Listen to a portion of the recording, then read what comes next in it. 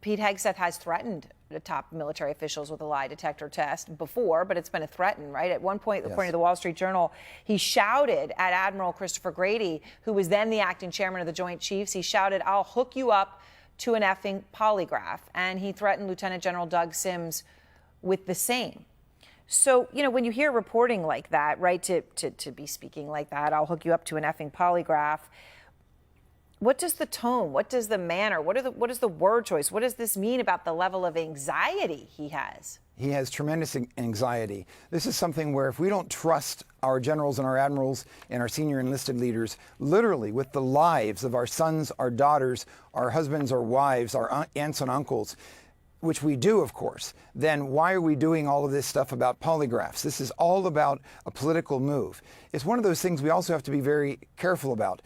You need to trust our American military in the same way that the American people have to know that our military is behind the American people. Hey guys, welcome. Adam is here. So what just happened?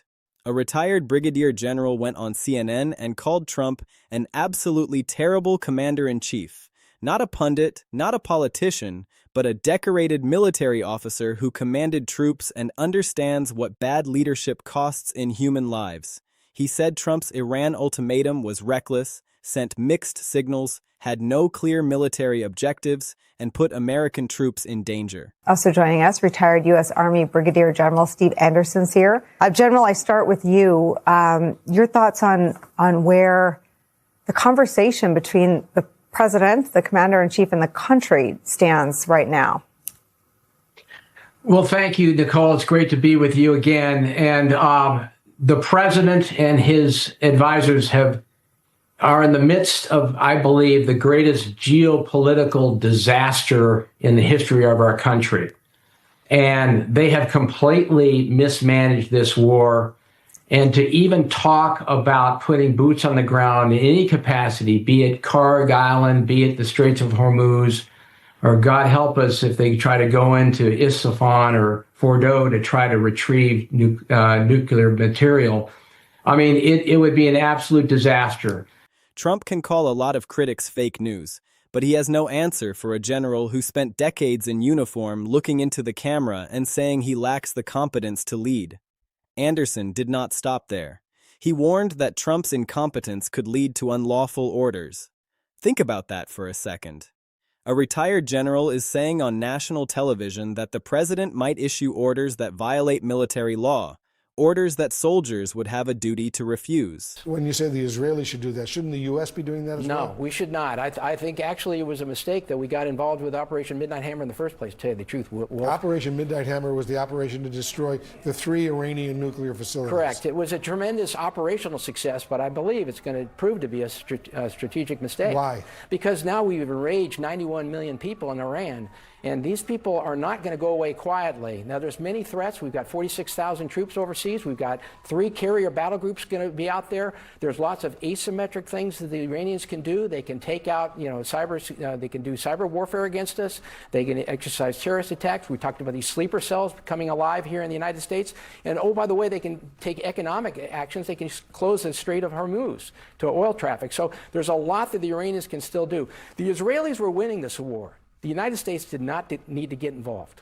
He warned about future American casualties, about troops dying because of Trump's reckless decision-making, because of his inability to think strategically, because of his need to look tough without understanding the consequences.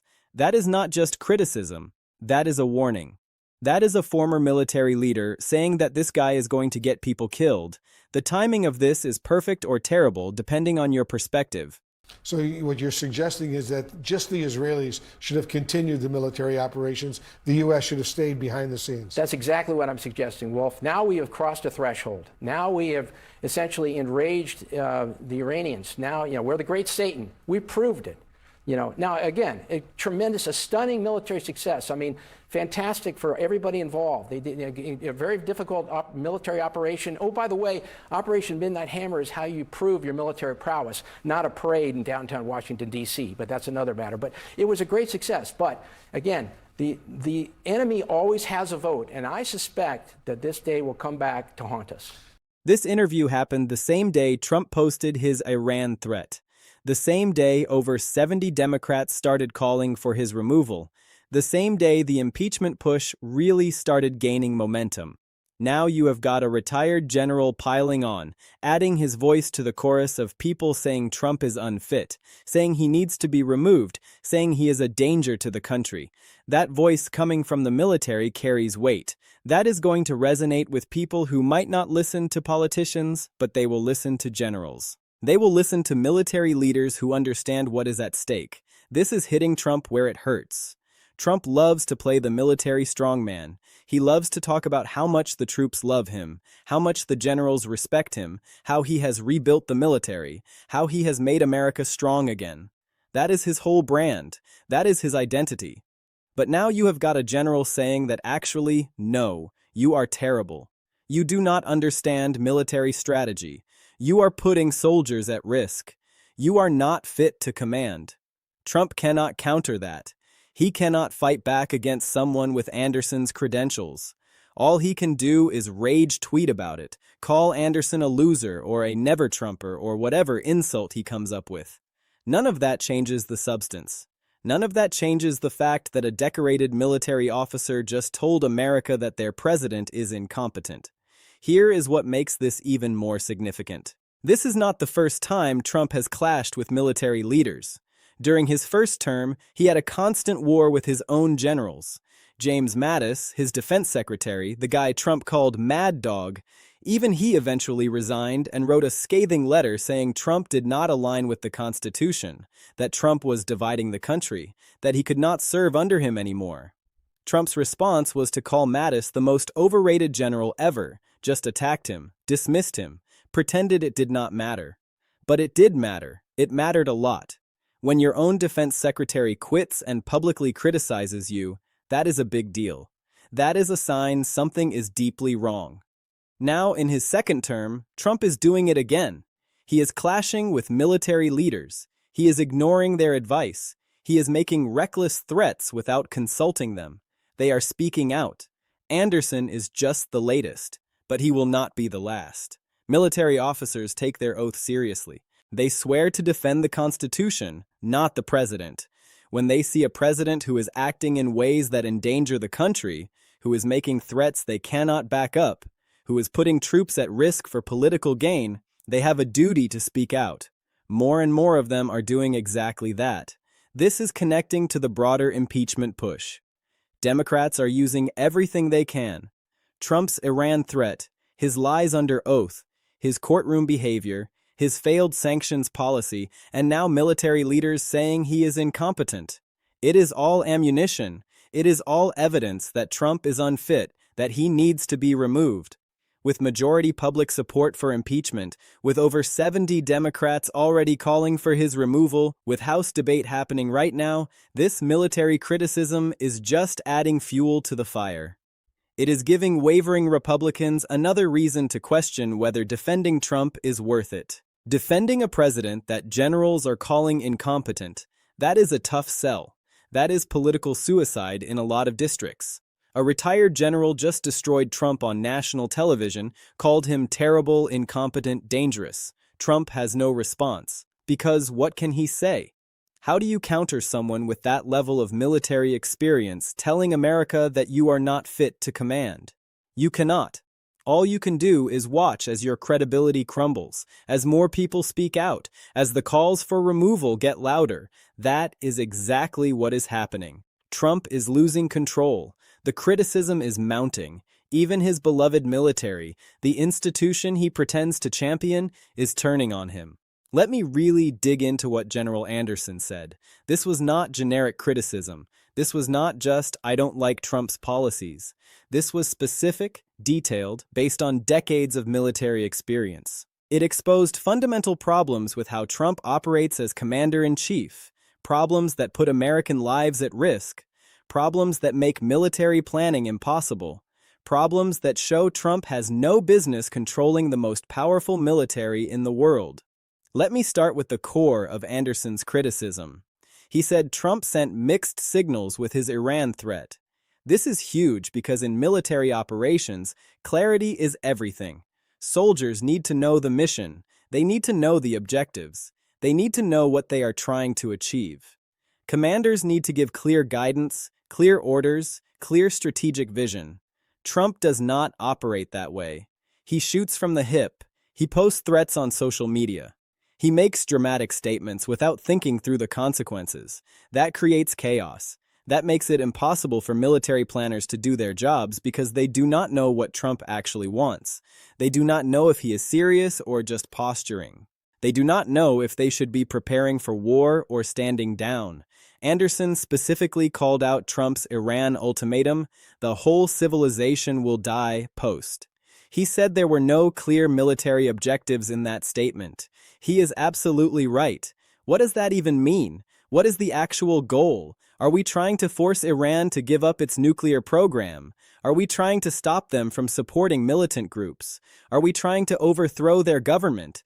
Are we literally threatening to destroy their entire civilization? If so, how? With what forces? Under what legal authority? None of that was clear. Trump just threw out this vague, terrifying threat and then expected what? For Iran to surrender? For the military to figure out how to operationalize genocide? This is a pattern with Trump. He makes these big, dramatic statements, these threats, these ultimatums, but there is never a plan, never a strategy, never a clear path from threat to outcome. He just says things that sound tough, that get his base fired up, that make him feel powerful. They do not translate into actual policy. They do not give military commanders anything they can work with. That is dangerous because soldiers' lives depend on clear orders, on coherent strategy, on presidents who understand what they are asking the military to do. Anderson went further. He warned that Trump's incompetence could lead to unlawful orders. Think about what that means. An unlawful order in the military is an order that violates the law of war, the Geneva Conventions, basic rules of armed conflict, things like don't target civilians, don't commit war crimes, don't engage in genocide. Anderson is saying Trump might give orders that cross those lines, orders that military personnel would have a legal and moral duty to refuse. He is not speculating wildly here. He is basing this on Trump's own words, on Trump literally threatening to wipe out an entire civilization. That is genocidal rhetoric. That is the kind of thing that, if operationalized, would absolutely be an unlawful order. This puts military leaders in an impossible position. They swear an oath to obey the president, but they also swear an oath to defend the Constitution, to uphold the law of war. When those two things conflict, when the president is ordering something illegal, they have to refuse. But refusing a direct order from the commander-in-chief, that is career-ending. That is court-martial territory. That is choosing to end your military service rather than follow an order you believe is wrong. Anderson is warning that Trump's recklessness might force officers into exactly that position, might force them to choose between their oath to the Constitution and their oath to follow orders. That is a nightmare scenario. That is a constitutional crisis waiting to happen. Then Anderson talked about future American casualties, about Trump's decisions leading to dead soldiers. This is where it gets really personal because Anderson commanded troops. He knows what it is like to send soldiers into danger. He knows what it is like to make decisions that determine whether people live or die. He is saying Trump does not understand that weight, does not appreciate those consequences, makes threats and takes actions without thinking about the American lives that will be lost if things go wrong. Coming from someone with his experience, that is a devastating indictment. That is saying Trump treats the military like a toy, like a prop for his political theater, rather than as real people with real lives who depend on their commander-in-chief to make wise decisions. Let me connect this to Trump's history with military leaders. This tension, this clash between Trump and the military brass is not new.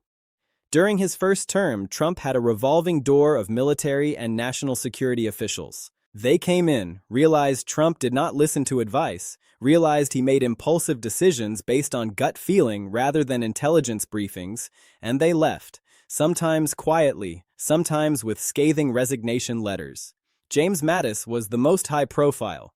Trump's own Secretary of Defense, a Marine Corps general with decades of experience, even he could not take it anymore. He resigned and wrote a letter basically saying he could not serve under someone who does not respect our allies, who does not understand strategy, who divides rather than unites. Trump's response to Mattis resigning was to call him the most overrated general ever, attack his record, dismiss his concerns. That is what Trump does. He cannot handle criticism from people who actually know what they are talking about, so he attacks them, tries to discredit them, pretends they are just bitter or jealous or incompetent. It does not work because people know Mattis's record, they know Anderson's record. They know these are serious people with serious credentials. When multiple military leaders are all saying the same thing, that Trump is incompetent, that he is dangerous, that he does not understand military strategy, people start to believe it. Even people who want to support Trump, even people who voted for him. Because at some point you have to ask, if all these generals are saying he is unfit, maybe they are right.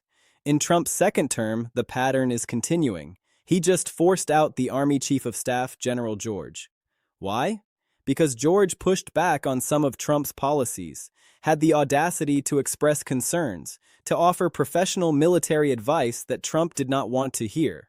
Trump's response was to remove him, to replace him with someone more loyal, someone who will not question, someone who will just say yes. That is terrifying because the military needs leaders who will speak truth to power, who will tell the president when he is wrong, who will push back on bad ideas.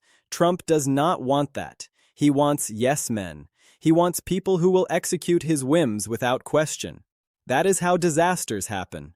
That is how you end up with dead soldiers, failed missions, strategic catastrophes. Now with Anderson's public criticism, with him going on CNN and calling Trump terrible, that is opening the floodgates. Anderson is not active duty. He is retired. He can say what active duty generals cannot. He can be the voice for all the military leaders who are watching Trump with horror, but cannot speak out because of their positions. His words are resonating. They are being shared. They are being quoted by Democrats pushing for impeachment. They are being discussed in military circles. They are adding to the mounting pressure on Trump.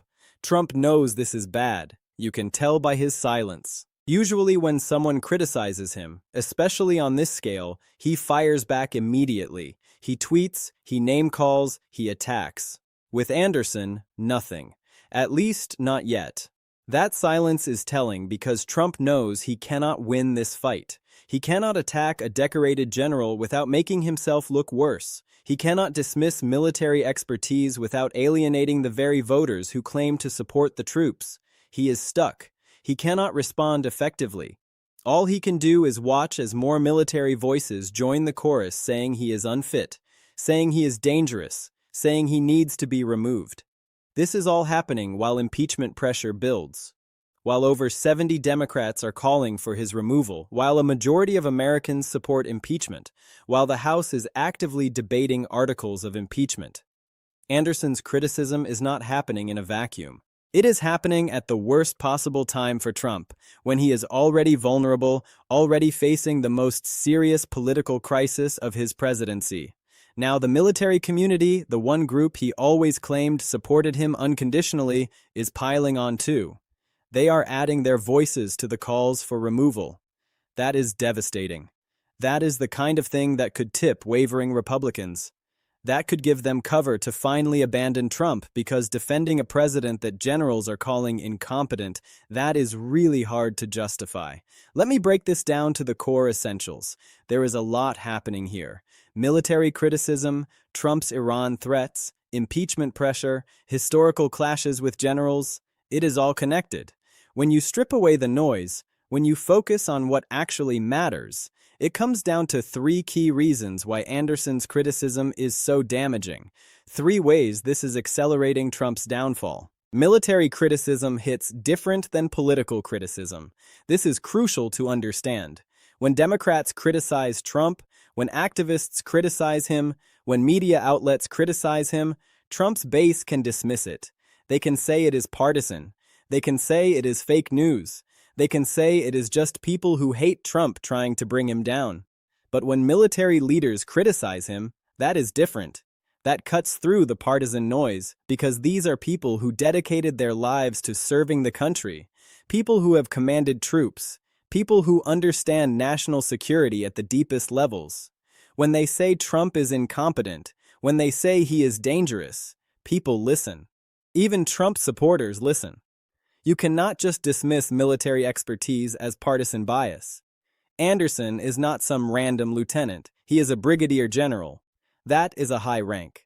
That is someone who has proven themselves over decades, someone who has earned respect, someone who has commanded thousands of soldiers. When someone at that level goes on national television and says the president is an absolutely terrible commander-in-chief, that is devastating. That is the kind of criticism that actually breaks through, that actually makes people question their support. If the military thinks Trump is unfit, if people who understand warfare and strategy are saying he is putting lives at risk, then maybe, just maybe, he really is as dangerous as his critics say. This is not just Anderson. This is part of a pattern. Mattis resigned and criticized Trump. Multiple other generals have spoken out. Military leaders who served under Trump have warned about his incompetence. Anderson is adding his voice to that chorus. Each new voice makes it harder to dismiss, makes it harder to pretend this is just partisan attacks. When multiple independent military leaders are all saying the same thing, that Trump does not understand strategy, that he makes reckless decisions, that he is unfit to command, at some point you have to accept that maybe they are right. Anderson's criticism directly undermines Trump's strongman image. This is huge for Trump because his entire political identity is built on strength, on being tough, on being the guy who rebuilt the military, who stands up to America's enemies, who makes other countries fear us. That is his brand. That is what his supporters love about him. They think he is strong. They think he is a decisive leader. They think he is making America powerful again. Anderson's criticism destroys that narrative. It says that actually Trump is weak, that he is incompetent, that he does not understand military strategy, that he sends mixed signals, that he puts troops at risk, that he is terrible at the one thing he claims to be best at. Trump cannot counter this. He cannot attack Anderson's credentials without looking desperate. He cannot claim military expertise when a general is publicly saying he is incompetent. All he can do is take the hit, watch as his carefully crafted image of strength crumbles. When a decorated military officer says you are terrible, when he says you lack the competence to lead, that is not something you can spin. That is not something you can dismiss. That is a direct attack on the core of your political identity, and it is coming from someone with the credentials to make that judgment. This is happening at the worst possible time. Trump just made that genocidal threat against Iran. He is facing impeachment with majority public support. He is dealing with military leaders questioning his fitness. Anderson is on national television saying this guy is terrible, this guy is incompetent, this guy is putting American lives at risk. Trump's response is silence because he has no good response. He has no way to counter this that does not make him look worse. All he can do is watch as his strongman image disintegrates, as more people start questioning whether he is actually strong or just reckless, whether he is actually a leader or just a bully who does not understand consequences. This military criticism is fuel for the impeachment push. This is where everything connects. Democrats are already pushing for Trump's removal. Over 70 of them are calling for the 25th Amendment or impeachment. The House is debating articles of impeachment right now. They are using everything they can. Trump's Iran threat, his history of lying under oath, his failed policies, his courtroom outbursts, everything. Now they have got military leaders saying he is incompetent, saying he is dangerous, saying he lacks the competence to lead. That is powerful ammunition. That is the kind of evidence that could sway moderates, that could give Republicans cover to abandon Trump. Impeachment is political. It requires votes. Votes require political cover. Republicans who might privately think Trump is unfit still need a reason they can give to their constituents, a reason that justifies voting to remove a president from their own party. Military leaders saying Trump is incompetent, that is exactly the kind of cover they need. They can say that this is not partisan, that these are generals who understand national security saying Trump is dangerous, that they have a duty to remove him, not because they are Democrats, not because they hate Trump, but because he is genuinely unfit, because he is putting American lives at risk, because even their military leaders are warning them. With majority public support for impeachment, with over 70 Democrats already calling for his removal, with House debate happening right now, with military criticism adding credibility to the push for removal, Democrats have momentum, real momentum, the kind that could actually lead to something. Will Trump actually be removed? That is still unclear. The Senate would need to convict, and Republicans still control enough seats to block that. But the pressure is building. The evidence is mounting. The voices calling for removal are getting louder and more credible. Trump can feel it. He can see the walls closing in. He is panicking, making threats, backtracking, trying diplomacy, anything to relieve the pressure. It is not working because the momentum is too strong, the criticism is too widespread, the evidence of his unfitness is too clear. A retired Brigadier General just went on national television and destroyed Trump. Called him terrible, incompetent, dangerous, unfit to command. Trump has no response. How do you dismiss someone with decades of military experience telling America that you are not fit to be commander-in-chief? You cannot. All you can do is watch as more military voices join in, as more people speak out, as the calls for impeachment get louder, as your carefully crafted image of strength crumbles, as your grip on power slips. That is what is happening. Trump is losing control. The criticism is mounting from every direction. Politicians, judges, former associates, and now military leaders, all of them saying the same thing. Trump is unfit. Trump is dangerous. Trump needs to be removed. With majority public support behind that message, with impeachment debate happening right now, with military credibility backing the push for removal, Trump is in serious trouble. Maybe the most serious trouble of his presidency.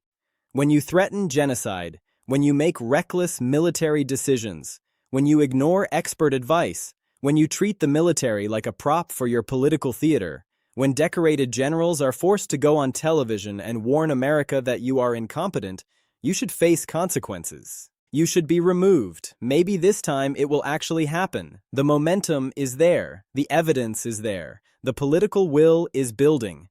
Trump, for all his bluster and all his threats, cannot stop it. All he can do is watch as everything he built, all that fake strength, all that manufactured toughness, comes crashing down. When Trump is finally held accountable, it will be because people like General Anderson had the courage to speak truth, to call out incompetence, to warn America before it is too late.